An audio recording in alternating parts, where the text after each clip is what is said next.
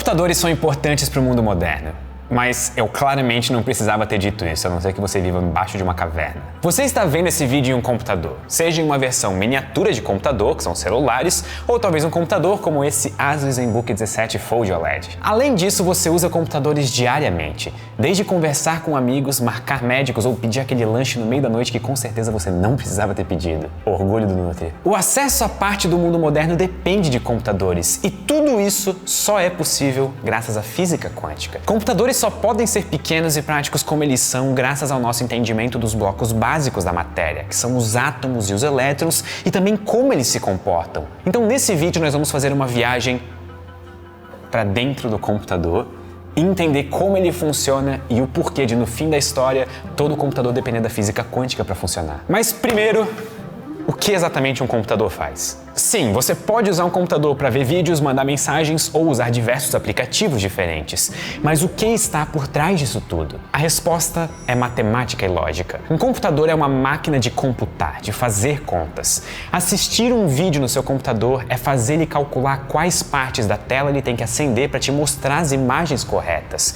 Mandar uma mensagem é fazer o seu computador converter texto em informação digital, que é realizar uma conta. Então ele precisa enviar essa informação digital pela internet até um outro computador que vai fazer exatamente o mesmo processo, só que ao contrário. Se você parar para pensar, um computador é uma rocha na qual nós prendemos um relâmpago e ensinamos matemática para isso. Afinal, um computador é feito de silício, que é um mineral encontrado na areia e que usa eletricidade para fazer contas. A principal parte responsável por realizar as contas em um computador é a unidade de processamento central, ou CPU para os íntimos. A CPU tem duas partes, uma unidade de matemática que faz contas e uma unidade de controle, que decide quais contas vão ser resolvidas baseadas na entrada que o computador recebeu. E para fazer isso, as CPUs estão recheadas com mais de 1 bilhão de transistores. Nesse vídeo eu vou falar transistores porque no último eu falei transistores e todos vocês me xingaram nos comentários. Mas que fique registrada minha preferência por transistores. Transistores são uma das tecnologias mais importantes do mundo moderno.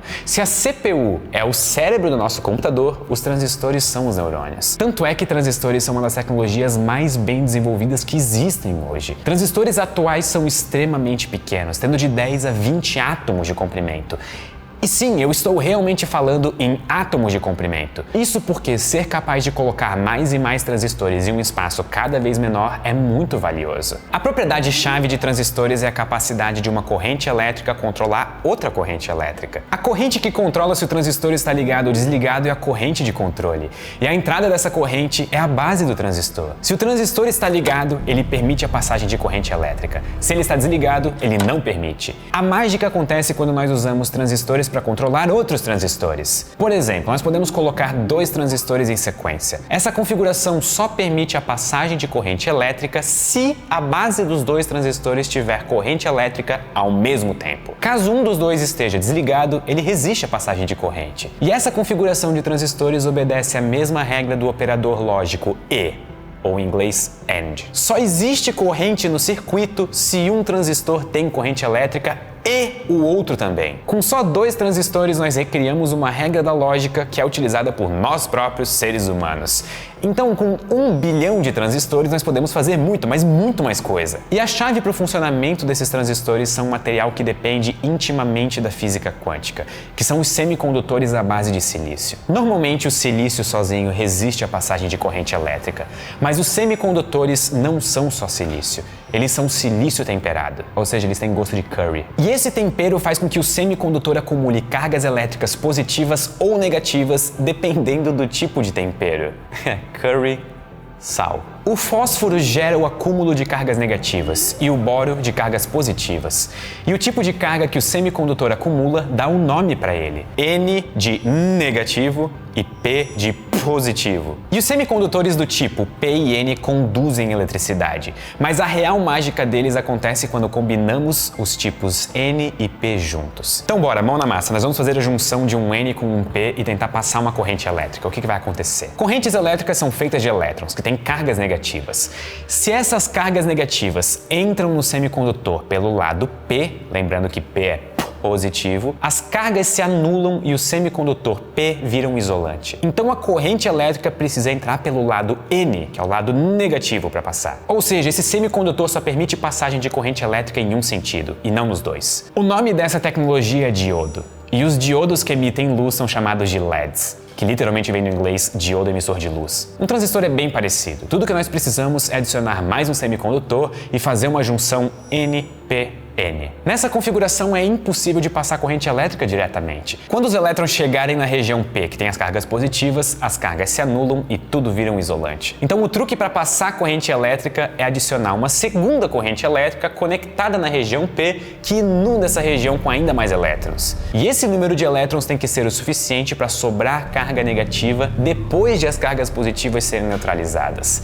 E essa segunda corrente elétrica permite a passagem da corrente elétrica principal. É como se para cruzar o transistor fosse preciso de uma corrente elétrica para construir uma espécie de ponte por cima da região isolante do transistor. E é esse jogo de usar elétrons para tapar buracos de cargas positivas no meio do caminho que faz os computadores funcionar. E isso tudo só funciona por causa do nosso entendimento de física quântica e de como o nosso universo funciona. Nesse vídeo eu mostro apenas alguns exemplos muito pontuais de como átomos organizados de uma maneira específica por seres humanos geram o que em grandes escalas é o seu computador passando um vídeo numa tela ou realizando cálculos complexos para você. Mas imaginem o poder de bilhões desses pequenos transistores atuando juntos. A complexidade de um computador lembra muito a complexidade do cérebro humano. Só que ao invés de transistores, nós temos neurônios. E eu acho isso fascinante. Se você quiser colocar as mãos em uma maravilha da tecnologia que usa física quântica para funcionar, eu recomendo você dar uma olhada nos notebooks da ASUS.